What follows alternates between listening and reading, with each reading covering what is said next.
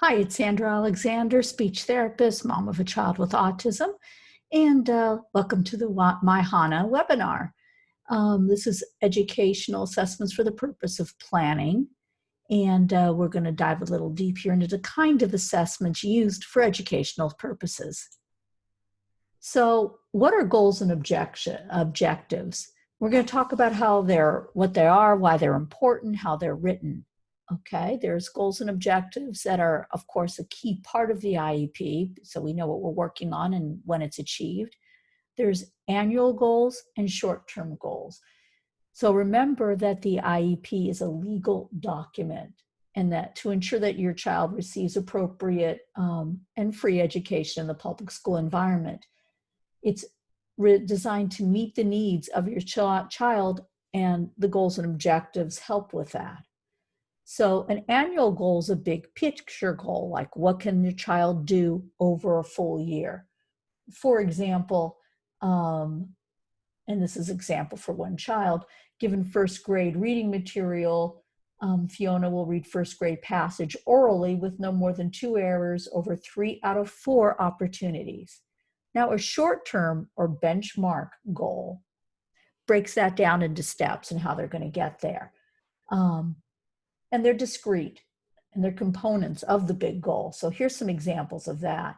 Given 100 basic vocabulary words that are sight words, Fiona will read aloud at 110 words per minute with no more than 2 errors for 3 out of 4 opportunities. Or, given first grade reading material, Fiona will read a passage aloud at 50 to 80 words per minute for 3 out of 4 opportunities. Or given first grade reading material, Fiona will read a passage aloud at 110 to 130 words per minute with no more than 2 errors for 3 out of 4 opportunities. So how are these developed? And we're going to discuss this. There's the present level of performance, the curriculum-based assessments, standardized assessments, criterion-based assessments, and performance-based assessments. Every IEP has a section that's labeled the present levels of performance, or PLOP. I love that name. And the section is quite important, though, to the development of goals. It includes a description of your child's current achievements in the areas of need, such as academic, social, behavioral, emotional, self-care, motor skills. It'll note your students' strengths and the teaching strategies and supports that have been effective. With such current information, the PLOP is one of the main sources of developing more goals and objectives. And then the assessments used, there's curriculum-based, and that's another source of data. And it is what it says. It's testing on the curriculum so that you know how your child's doing in reading. All children get curriculum-based assessments to see how they're doing in school. So like they'll take a math test, a spelling test, you get the picture. Now, standardized assessments are more formal assessments, and they're norm referenced, which means that your child gets compared to other children. Their scores get compared. And normally that's with a typically developing student. A lot of these scores, they'll test language processing, speech ability, memory, visual motor skills, intelligence. There's many tests for this. Criterion-based assessment measures a student's development and performance to a predetermined criterion or developmental standard. So are they doing something that's expected at that age level? Now, for students who have autism, criterion-based or standard assessments can yield minimum information. So more of a performance-based and criterion-based assessments can get a better performance, because oftentimes a child with autism can't quite show what they know based on curriculum or criterion. As an example, when my child was younger and getting assessed for autism, he was scoring as a child who had mental retardation. I knew he didn't have it, but part of the reason he scored that way was behavioral, and partly because he couldn't talk yet, and the test was heavily weighted with verbal skills, He couldn't talk, so he looked lower than he was. He couldn't show what he knew. Now, widely used tests for students with autism, I'll list them and go through them with you. The Verbal Behavioral Milestone Assessment and Placement Program, the Assessment of Behavior, Language, and Learning Revised, the Assessment of Functional Living Skills, Promoting Emergence of Advanced Knowledge Assessment, and Rethink Ed. So the criterion-based assessments highlighted here in this presentation are commonly used by special education teachers and clinicians working with students with ASD. And they tend to align with applied behavioral analysis, ABA, which you may have heard of. And I'll just briefly state that ABA is a science-based approach to changing behavior in the context of education, to teaching. And it's been proven to be effective for students with ASD over the decades. And there's been a lot of research behind it, which you can look up. And it's a systematic approach to learning. So let's talk about these assessments a little more. The Verbal Behavioral Milestone Assessments for Placement Program, and you might hear this, VBMMAP, is an assessment tool. And it's a curriculum guide and skill tracking system designed for children with autism and other developmental disabilities. It's for children age 0 to 48 months old as far as their functioning, not necessarily their age. So if you've got somebody who's 9 years old but having some developmental challenges, this may still be a good test for them. This test focuses primarily on language and social pre-academic group skills. The milestones assessment relates directly to developmental standards. In addition to the milestones assessment, this test also includes a barrier assessment to learning. So identifies what's getting in the way of learning, what can we do about that? And a transition assessment and notes progress towards the least restrictive environment, and a task analysis and skill tracking section, which breaks down skills further. Recommended IEP goals given based on the results of this assessment. So it can really help formulate goals, okay? Now the next assessment, the Assessment of Behavioral, Language, and Learning Revised, or ABLLS Revised, also is an assessment tool, curriculum guide, and skill tracking system.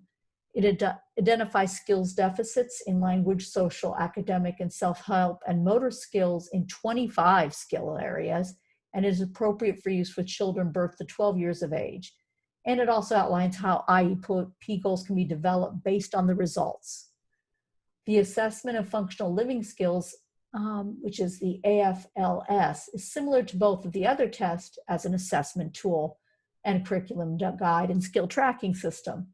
It's geared for use with early elementary students to adults with ASD and other developmental disabilities, and it's designed to assess programs for basic living skills and community participation skills, school skills, independent living, and vocational skills.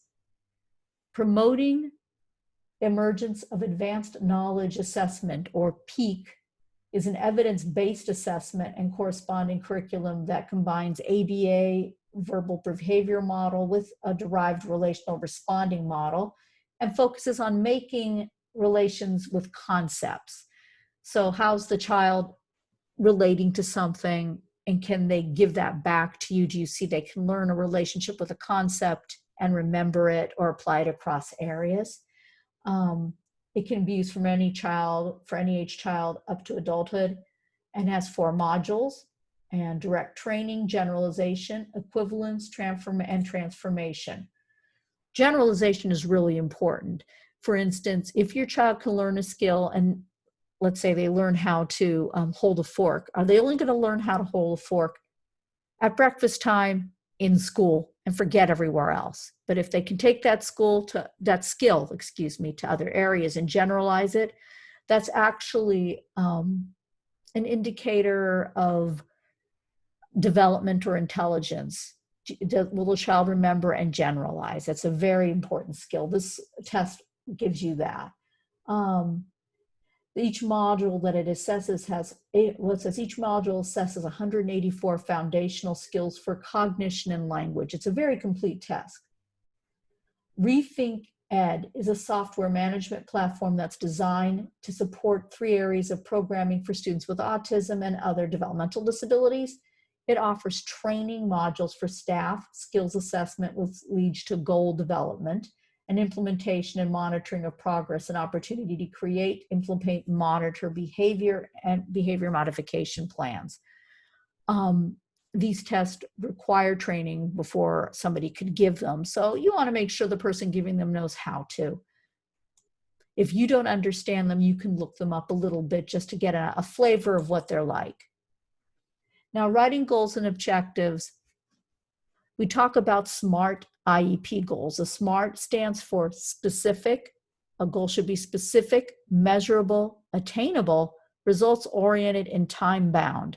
So if somebody else writes a good SMART goal, but I didn't write it, I should still know what that person's working on so I can implement it if I'm the new speech therapist in this child's life. So after assessments have been conducted and the plop is written, then it's time to write these goals. So when we say specific, the skill achieved needs to be clearly identified. Measurable, how will it be measured and how will we know the child's progressed? Attainable, are they realistic? Can the child really do them given their current level of functioning? Results oriented, the goals and objectives include a description as to what the student will do to show that they've got the goal, that they've mastered it. And time bound, there needs to be a targeted time frame for each achievement and skill. Here's some examples of short and long-term goals and objectives. Here's an annual goal. So given functional sight words, John will read 20 sight words with 90% accuracy across 5 consecutive daily probes. Now here are the short-term goals that would go with that. John will match a sight word with the identical sight word in a field of 5 with 90% accuracy across 5 consecutive daily probes for 20 sight words. Or given 5 pictures, he'll match the sight word to the corresponding picture with 90% accuracy across 5 consecutive daily probes for 20 sight words. And when presented with a sight word, John will read it with 90% accuracy across 5 consecutive daily probes. Here's some more examples. These are annual. Taylor will follow 1-step directions in a large group, more than 5 students, with 90% accuracy across 5 consecutive group sessions, like pick up the ball is a 1-step goal. Taylor will follow a 2-step direction in a small group of 2 to 3 students with 90% accuracy across 5 consecutive group sessions. And Taylor will follow 2-step directions in a large group, more than 5, with 90% accuracy across 5 consecutive group sessions. So an annual goal here is within 6 months of initiation of instruction, Taylor will follow a 2-step direction in a large group of more than 5 students with 90% accuracy.